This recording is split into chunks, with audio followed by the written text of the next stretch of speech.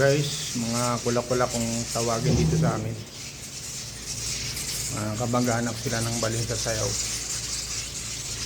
Yan guys, oh.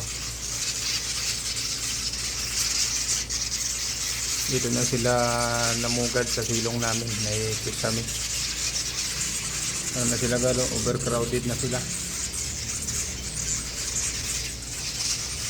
Para silang mga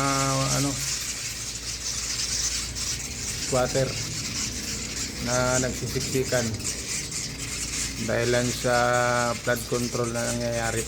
Ayan guys, awa naman sila. Dati silang payapa at tahimik na namumuhay sa mga kuweba. Ngayon nandito na sila, naghahanap ng kanilang masisilungan. Guys, oh, dami nila guys. Oh, meron pa dito. May kanya silang grupo. Ayan, mabilis nilang dumami guys. Gusto sana silang ikulong o alagaan at hindi po pwede kasi sila ay mga mahirap hanapin yung pagkain nila, mga kulisap. Ayan guys, oh, dito pa yan. Oh, yun, dami mga pugat nila, oh, nakadikit sa dinidikit nila pamagitan ng kanilang laway. Di basta-basta matatanggal yung pugad na yan guys. Ayan guys, oh, dami, oh, grabe. Paano na lang kaya kapag pinaayos ko na yung lugar na ito? Saan kaya sila maninirahan, di ba? Ang dami pa naman nila. Ayan, medyo tumahimik sila guys.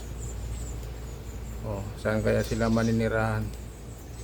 Nasira na yung kalikasang kanilang tinitirhan at binabahayan.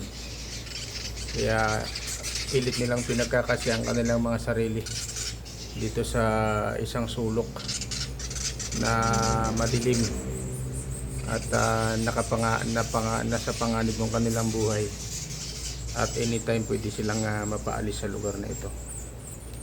Ano kaya ang dapat gawin guys para mamalagi sila sa kalikasan, bumalik sa mga kagubatan? Ito kasing mga klase guys, sa mga kuweba ito nakatira. Hindi sila basta-basta tumitira sa mga puno. Sila yung mga nasa ilalim ng kuweba, sa mga bato, doon sila namumugat. Okay, so ilapit natin.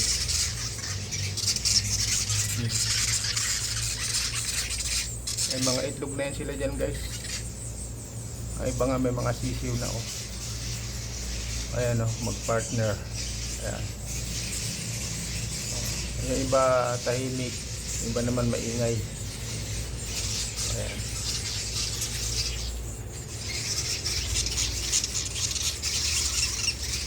Sino kaya ang makapagliligtas sa kanila sa kanilang abang kalagayan? Diba? Yung iba palipad-lipad na guys. Ayan. Oh.